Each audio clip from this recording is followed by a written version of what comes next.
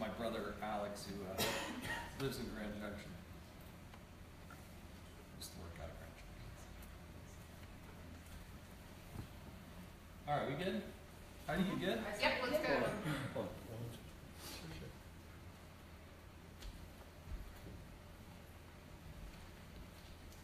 I think we're good. We're good? Yeah. All right. If not, then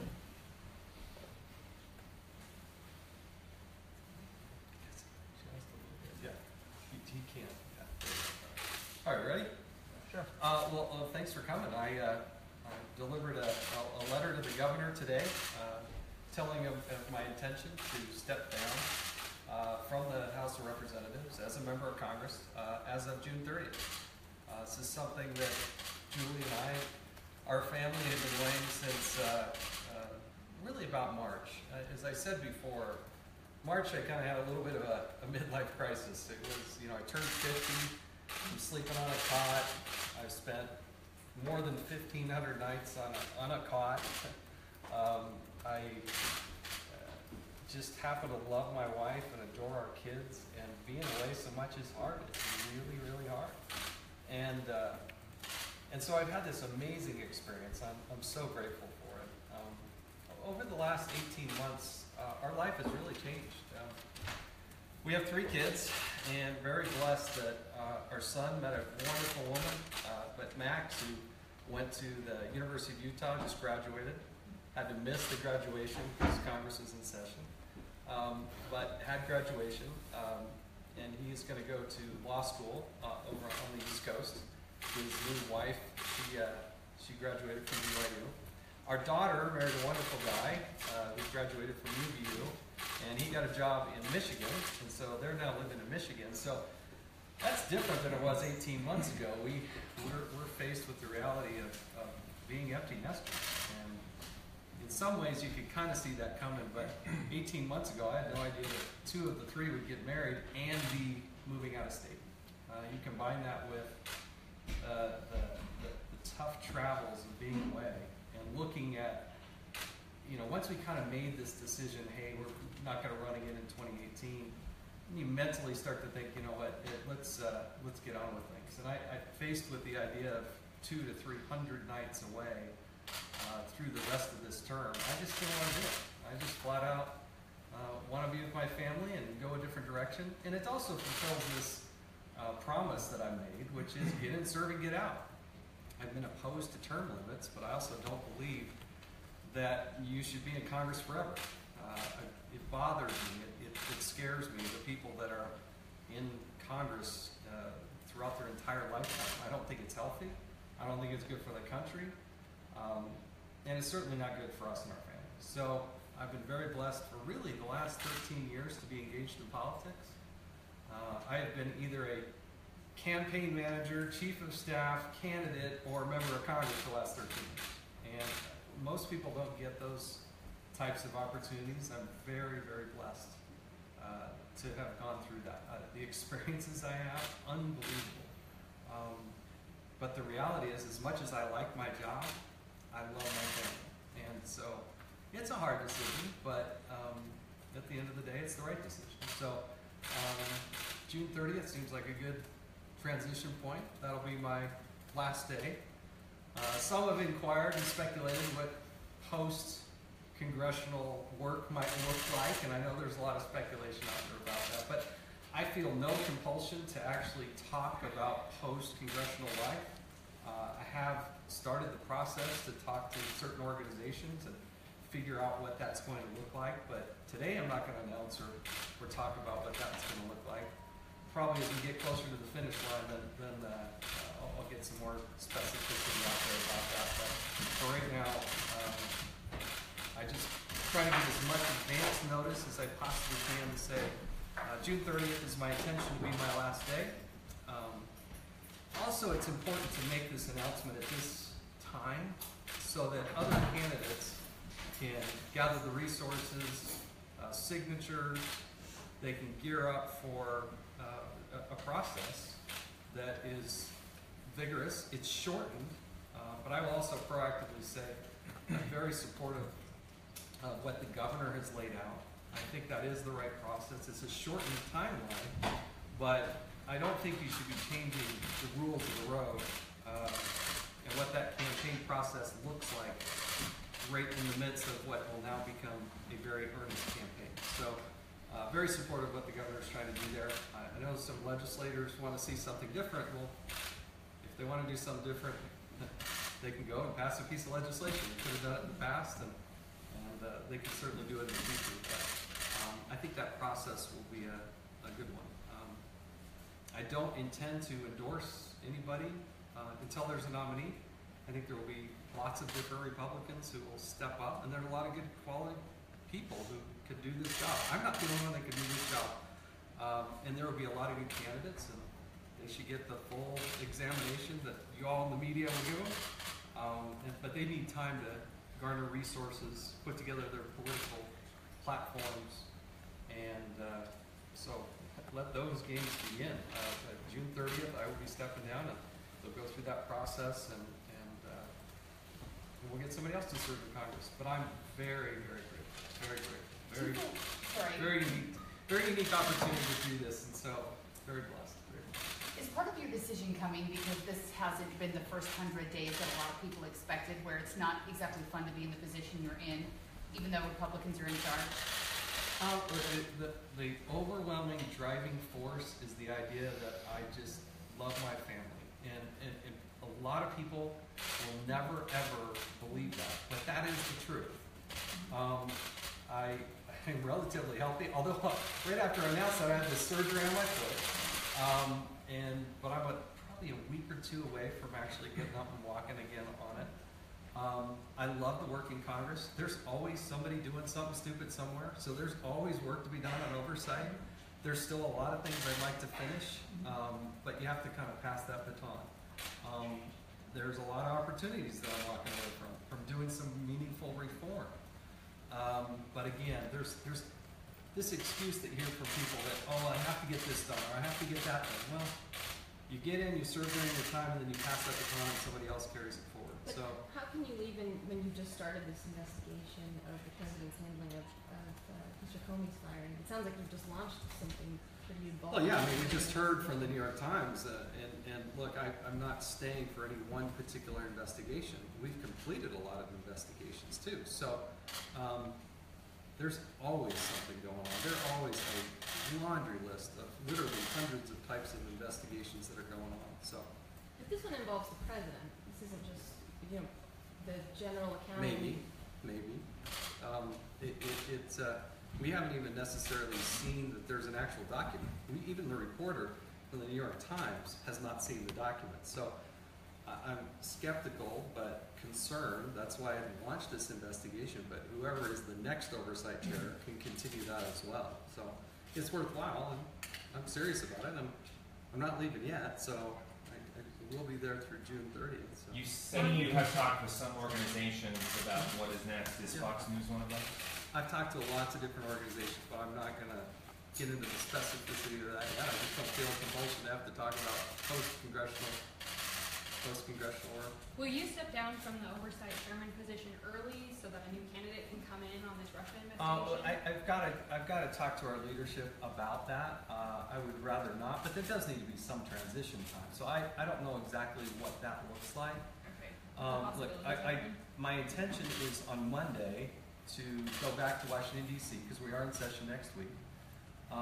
Then we're out a week. And then we've got, I think, 4 weeks or so that I will actually be there. And there's going to be some transition at some point. I just don't know exactly what that looks like. So I just let leadership know today that I'm making this announcement. I've given them a heads up about a month ago that this might happen. This is not some spontaneous decision that happened in the last little while. I think we had a pretty good sense of this end of March.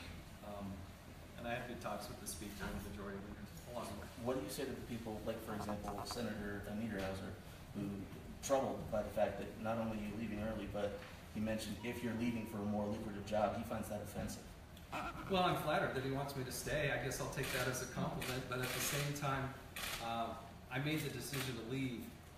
Then I started the process to go figure out if what post-congressional work looks like. So if he's under some illusion that I got an offer and then I decided to leave, he's just wholly wrong. So that's not the way this has gone down. Would you like to see some sort of resolution on the memo issue before you leave, or do you think it's Yeah. unrealistic? Look, the memo issue with Director Comey can go a couple different ways, but we're going to know in the next week or so whether or not the Department of Justice has these documents and they're willing to give them to the Oversight Committee, and we're also going to find out whether or not we can get Director Comey, who I've not yet spoken with, to actually come testify in front of our committee. There are multiple committees asking for his presence, and so we'll have to see how that plays out. Any concerns about the direction these investigations might take if you're no longer on oversight? Oh, sure. I love being in the driver's seat. It's a rare opportunity. But I have great confidence in people like Trey Gowdy and others who, John Ratcliffe out of Texas. There are lots of good people who care about these issues and are well suited to carry out these investigations. We've got 25 members on the Republican side on my committee. They all deeply care about these issues. Are you possibly leaving the state of Utah? You talk about your kids No, going to the East no. Coast to work. No. This is home. Alpine's home. Julie and I thought about, should you run for the House? Should you run for the Senate? Do you do something else? Do you sell your place here and get a place back in Washington, D.C.? But that's not what I want to do. I mean, I've slept on a cot in my office those, 9 years because this is home. Julie likes to joke. She can tell you. Which one? Yeah, she always joked about, I don't want to. Oh, I don't want him to get too comfortable there. Yes. So I want him to come home. Yeah. So that was brilliant. He never got too comfortable. Yes. At home. So, Well, that would be part of the question of what you go to, because obviously you don't want to talk about where you're going, but if you were to go work for Fox News or someplace else, that's not home, and that would obviously take you away from being here with family. those opportunities don't necessarily mean that you're living on the East Coast. Yeah. There are other ways to do that, Yeah. but this is home, and you gotta also keep in mind we get paid a handsome salary. I'm not complaining about that at all, but I will tell you it's not enough to have two residences. Washington D.C. is one of the most expensive cities on the planet. I have a bicycle there, Yeah. and I have a Metro card, and I use Uber.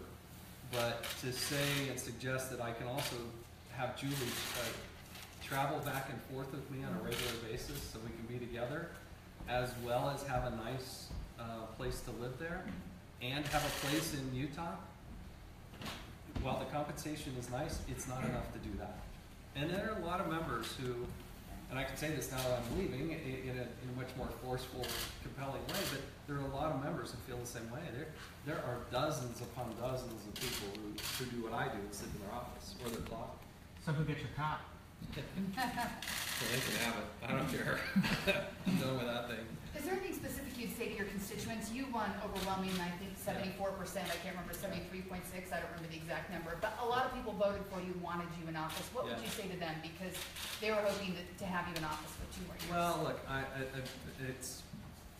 it's very humbling when you get so many people, hundreds of thousands of people who check your name on a box. And very grateful for that. We won 5 elections in a very convincing way, having to go through primaries and the other things, but 5 elections in a row. And so it's flattering. I feel the weight of what they want me to do. I think we kept winning, but I think the last 4 elections we won by the widest margin in the state at kind of this level and higher. And I think that was because we did what we say we were going to do. But I also told them I was going to get in, serve, and get out. I never promised a lifetime of service. I also never said that, I also said that my family and my commitment to having a balanced life and perspective was paramount to me. And this is the fulfillment of that. So I will miss the rigors. I will miss the interaction. I was a place kicker. So we have a raucous town hall like we did in Cottonwood Heights. I kind of actually enjoy that sort of thing.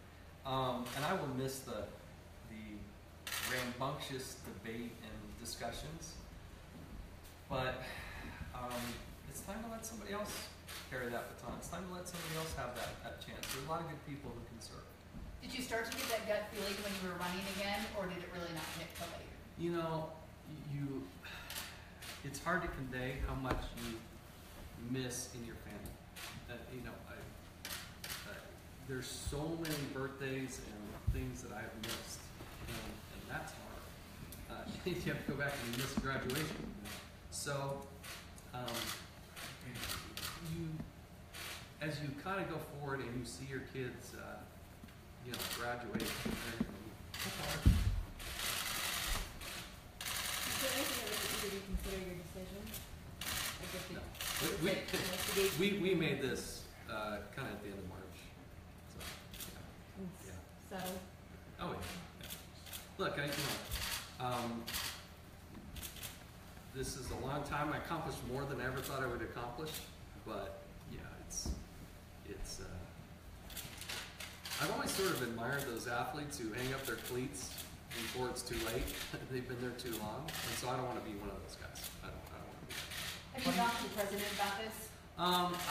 The president called me after I announced that I wasn't going to run again in 2018, and I gave him a little bit of a preview that, yeah, I'll probably not serve out my term. I didn't give him a specific time, and told him I hadn't really defined what that might look like, and he was great. He said, "Hey, look, if I can ever be helpful, or you want to come visit, come visit." And I said, "Well, okay, thank you." He was very nice. Did the president ask you to leave? No. He called me after I announced that I was not coming back, so no. What are you most proud of in your term? Look, I think we fought hard on the 4 principles that I talked about: fiscal discipline, limited government, accountability, and a strong national defense. I know that the accountability part of that equation was something that we really drove home. If you look at the major investigations throughout the Obama administration, I think I was right in the heart of all of those. Everything from Benghazi to Fast and Furious to the IRS scandal to the Clinton email scandal to the Secret Service, to the DEA, to the OPM data hack, to the problems at the Department of Education. I mean, we have led the charge on that. America knows about those challenges, and hopefully we're fixing them because of the work that I did with our team. And we've had a great team. And in fact, I should probably introduce a few people if you're not here. I want to thank them. Jennifer Scott over here. Come here, Jennifer. Jennifer was my first campaign manager. She's the first person that we interacted with. The first time I actually met with somebody was with Jennifer up in I guess that was Sandy or Draper, maybe technically Draper. And so when I had to go from having no people to finding one person, that was Jennifer. And then she was my first campaign manager, and she's worked in our congressional office ever since. Justin Harding is my chief of staff, now the chief of staff to the governor. MJ Henshaw here has been with us for a long time. Her sister was actually with us as well, K.A. Jennifer Andelin has been, first cottage meeting we had was with Jennifer in her home out in West Valley, and worked in our congressional office from the very beginning. Kelsey, where's Kelsey? Kelsey's up in Heber. She's celebrating George Strait's birthday, but glad she's here. She's also been my campaign manager. And I love Kelsey. We've been very fortunate to have so many good people that are working with us. So I asked what you're proud of. Any regrets? I would really have liked to complete some of these investigations. And I got a big long speech about how to do this better in the future, but I think the Clinton email investigation is still not complete. It is of such importance to the nation. I've been disappointed in the Trump administration because they have not loosened up the documents in the State Department and at the Department of Justice. Fast and Furious continues on. I am planning on having a hearing on that in June. That's a very, it's 8-9 years old now at the time, about that long. So some of these investigations I'd actually like to complete. There's a real problem in Congress, and that is, while I have unilateral authority to issue a subpoena, I have no ability to enforce that subpoena. And that needs to change. So I hope I can help champion, even after I leave, the ability for future Congresses to actually enforce subpoenas. Right now, Freedom of Information Act is a more powerful tool because you can file a suit in the court, and the DOJ is scared of the courts. They're not afraid of Congress. And I talked about this on Tucker Carlson's show the other night, and it's a big thing that I'd like to see changed.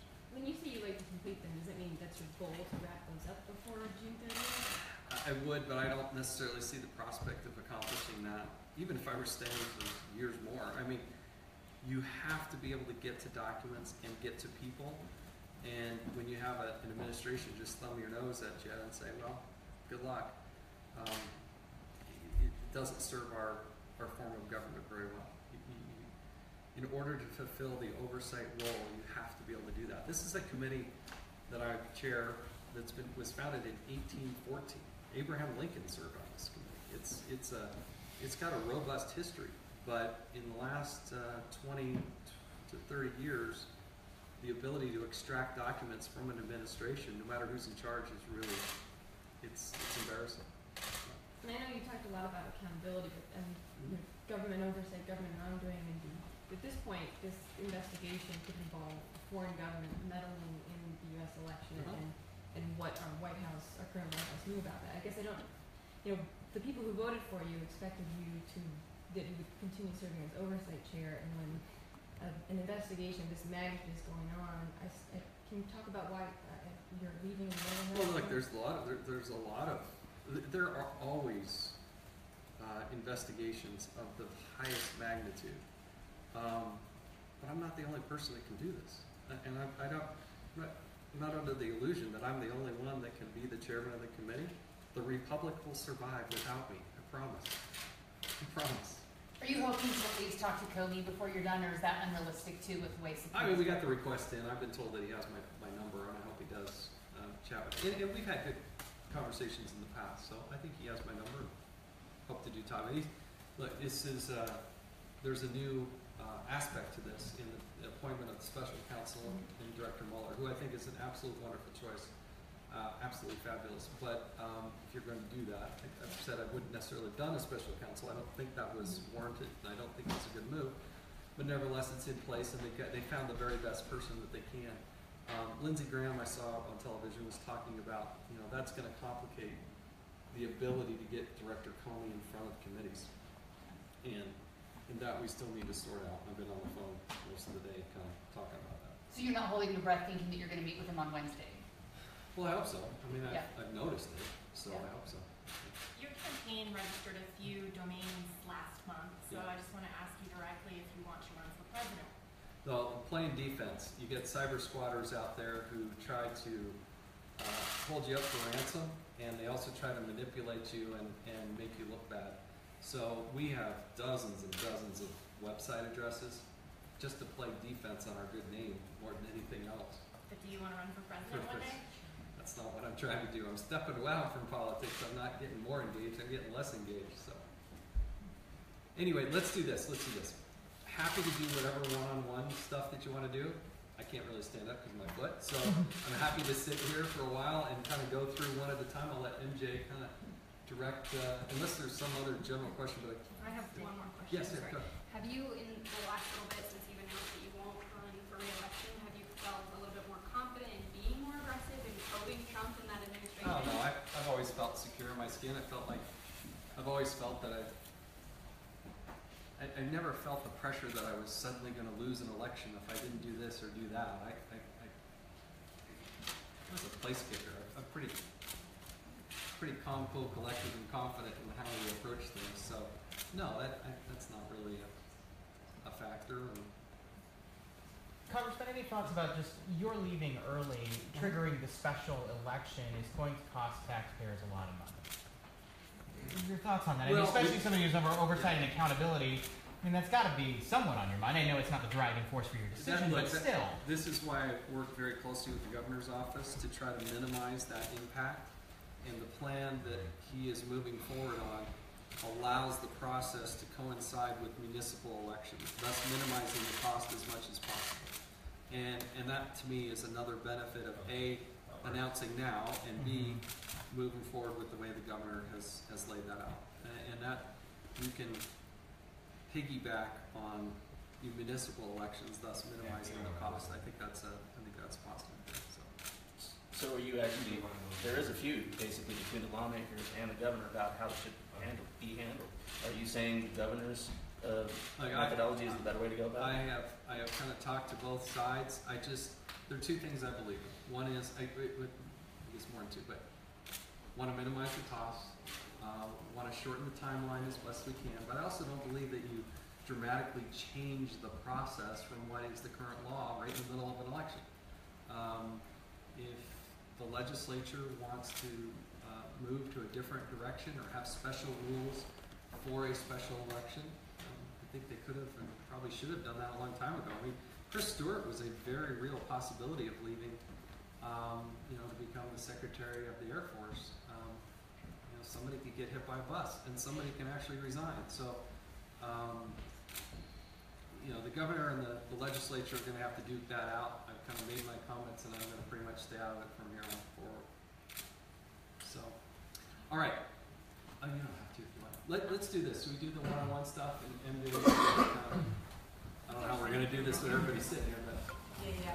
I think we're good. We're gonna I need a- I think we're good. I got it. Got mine. Oh, yeah, if you're good, then you're good. If you want something, yeah, we need something if specific. you want something specific one-on-one, then.